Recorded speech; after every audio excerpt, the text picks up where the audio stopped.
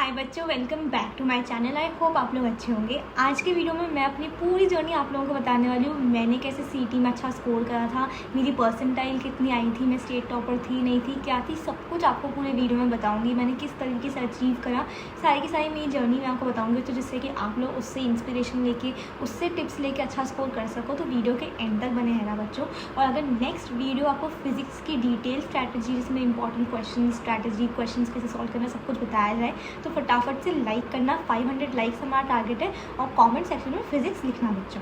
Channel पे अगर नए हो, पुराने हो, लेकिन सब्सक्राइब नहीं करा है बच्चों, तो सब्सक्राइब कर लेना, क्योंकि सब्सक्राइब करने से आप तक सीईटी की प्रिपरेशन की सारी वीडियोस आती हैं, सारी न्यूज़, सारी अपडेट, सब कुछ आता है बच्चों। सीईटी में 99% आपके आएंगे अगर मेरे साथ जुड़े रहोगे बच्चों। तो सब्सक्राइब पक्का कर लेना। और हर वीडियो के बाद एक लकी सब्सक्राइबर को विनर घोषित करती हूँ। 1500 रुपीज़ का एक गिफ्ट वाउचर देती हूँ। तो अगर आपको वो बनना होगा तो सब्सक्राइब पक्का कर लेना। और बच्चों का व्हाट्सएप ग्रुप नहीं ज्वाइन करा होगा तो फटाफट ज्वाइन कर लेना, इससे पहले कि वो फुल हो जाए। वहाँ पे आप मेरे से 1-on-1 बातें कर सकते हो। कोई भी नोट्स, पीडीएफ वगैरह होंगी तो मैं वहाँ पे डाल देती हूँ, तो फटाफट से ज्वाइन करना। डिस्क्रिप्शन बॉक्स में लिंक है बच्चों।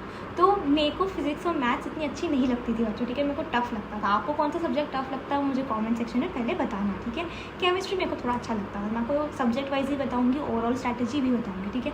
अब जो सब्जेक्ट मेरे को नहीं पसंद थे उनमें मेरे को ज़्यादा मेहनत करनी पड़ती थी। ज़्यादा मेहनत करने के लिए मेरे को ज़्यादा उसमें टाइम देना पड़ता था, ठीक है।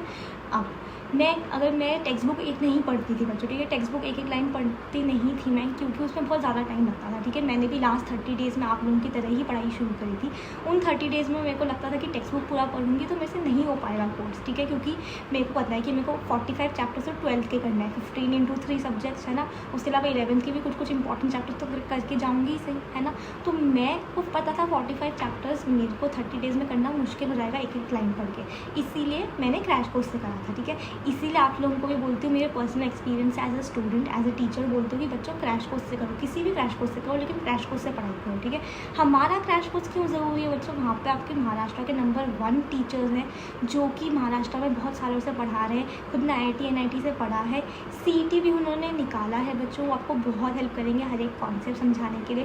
न्यूमेरिकल सॉल्व करवाते हैं, प्रीवियस ईयर क्वेश्चन सॉल्व करवाते हैं। 20 मॉक टेस्ट है बच्चों, जहाँ से सेम टू सेम क्वेश्चन आपको एग्जाम में देखने को मिलते हैं, ठीक है। तो ये वाला क्रैश कोर्स और मॉक टेस्ट आपके लिए बेस्ट रहेगा बच्चों। डिस्क्रिप्शन बॉक्स में लिंक दी है, इसे ज्वाइन करना, क्योंकि मैंने इसे इस तरीके से डिज़ाइन करा कि किसी भी बच्चे को प्रॉब्लम फेस नहीं करनी पड़े। इतना इनफ हो उसके लिए 99% लाने के लिए बच्चों।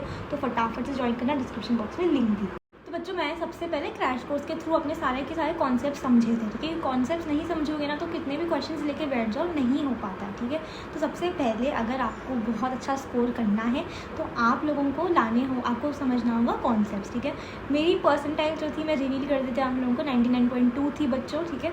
तो आप लोगों को ये चीज़ समझनी होगी कि दीदी जो गाइड करती है वो इंपॉर्टेंट है, वो सारी चीज़ें ज़रूरी है, ठीक है। तो सबसे पहले कॉन्सेप्ट क्लियर करो, ठीक है। मैथ्स में अगर आपको कॉन्सेप्ट क्लियर करने की बात है तो सारे के सारे टाइप ऑफ क्वेश्चंस, यानी कि सारे के सारे टाइप ऑफ सम्स प्रैक्टिस करो। कि डिफ्रेंसिएशन है तो हाँ ये 5 टाइप के सम्स आते हैं, इंटीग्रेशन है ना तो हाँ ये 10 टाइप की इंटीग्रेशन है, इस तरीके से, ठीक है। केमिस्ट्री की अगर मैं बात करूँ तो आपकी इनऑर्गेनिक केमिस्ट्री में तो थ्योरी है, तो आपको थ्योरी बार बार देख के पढ़नी होगी, ठीक है। एक बार पढ़ के नोट्स बना लिए तो उसको बार बार आपको देखना होगा। ऑर्गेनिक केमिस्ट्री में थोड़ा सा याद करना है, थोड़ा सा प्रैक्टिस करना है, वो आपको करना होगा। थोड़ा सा CET सेल कभी आपकी ऑर्गेनिक केमिस्ट्री में थोड़ा सा ट्रिकी हो जाता है, तो उस चीज़ का ध्यान रखना है।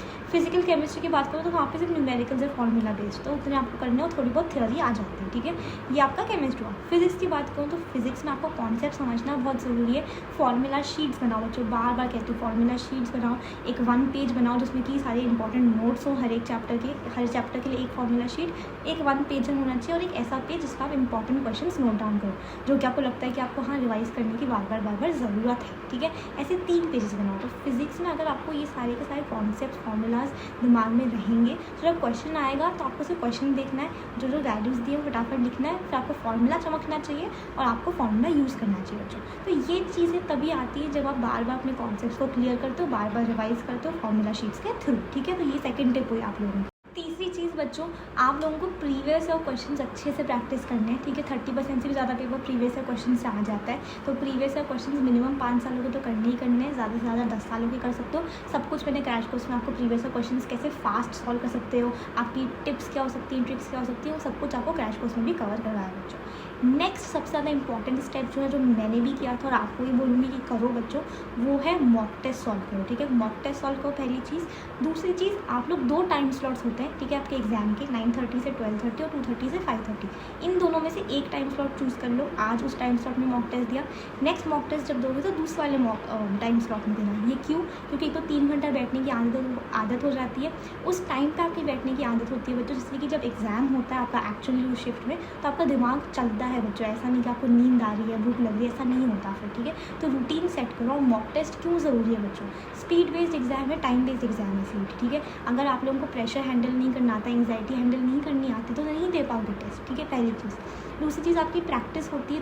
अगर आप 20 मॉक टेस्ट लगाते हो तो 3000 क्वेश्चन की प्रैक्टिस होती है, 3000 डिटेल सोल्यूशंस आप देखते हो बच्चों। ठीक है, उसके अलावा हमारे मॉक टेस्ट में ऐसे क्वेश्चन डाले जो आपको एक्चुअल सीटी में देखने को मिलेंगे बच्चों।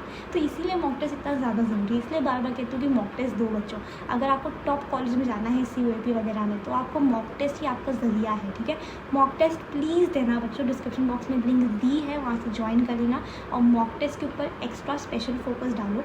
मॉक टेस्ट देने के बाद उसका एनालिसिस भी इंपॉर्टेंट है कि कौन सा क्वेश्चन हमें आता था, फिर हम एग्जाम प्रेशर में नहीं कर पाए, कौन सा नहीं आता था जिसमें हमारे को वर्क करने की ज़रूरत है। और मॉक टेस्ट एनालिसिस के बाद वो क्वेश्चंस आपको अपनी बुक में लिखने हैं जो इंपॉर्टेंट है, या जो आपको लगता है कि हमें से बाद में रिवाइज करने की ज़रूरत पड़ेगी। ठीक है, उसके बाद बच्चों सबसे पहले 12th के चैप्टर से फोकस करना, क्योंकि वो 80% आते हैं। 11th के आपके 20% आते हैं। 12th के भी हाई वेटेड चैप्टर्स पर आपको फोकस करना है।